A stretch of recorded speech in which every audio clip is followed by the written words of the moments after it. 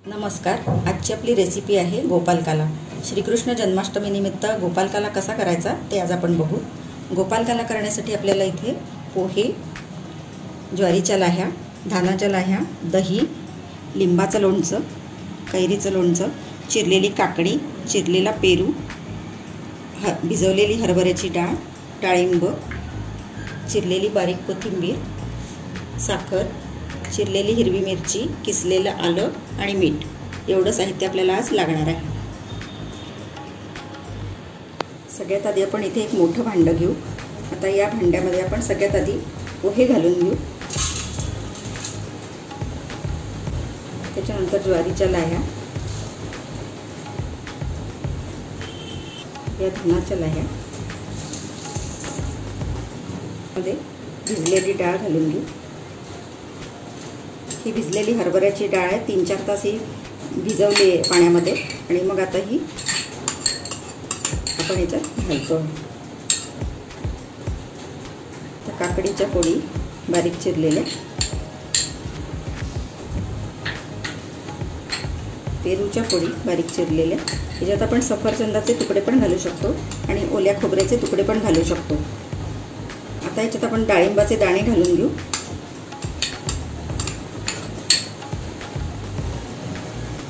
लिंबाचं लोणचं, हे सगळं आपण आपल्या आवडीप्रमाणे घालू शकतो। कैरीचं लोणचं,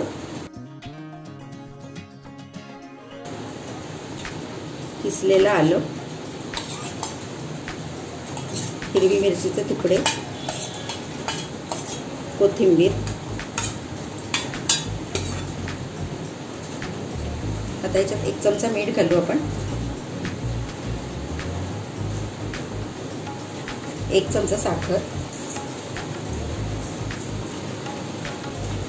आणि सगळ्यात शेवटी आपण आता याच्यात दही घालून घेऊ।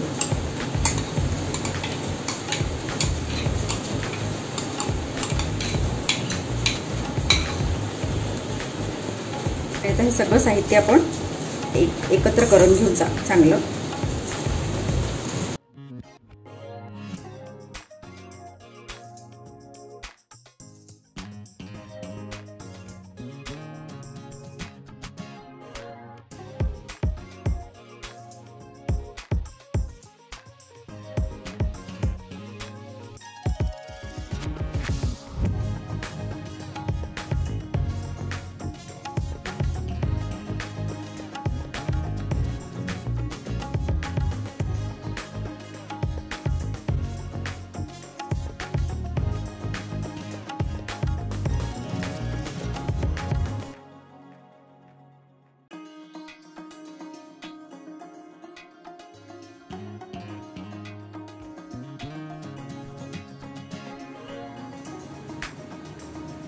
श्रीकृष्णाच्या आवडीचा आणि आपल्या सगळ्यांच्याच आवडीचा चविष्ट असा गोपालकाला आता तयार झालेला आहे।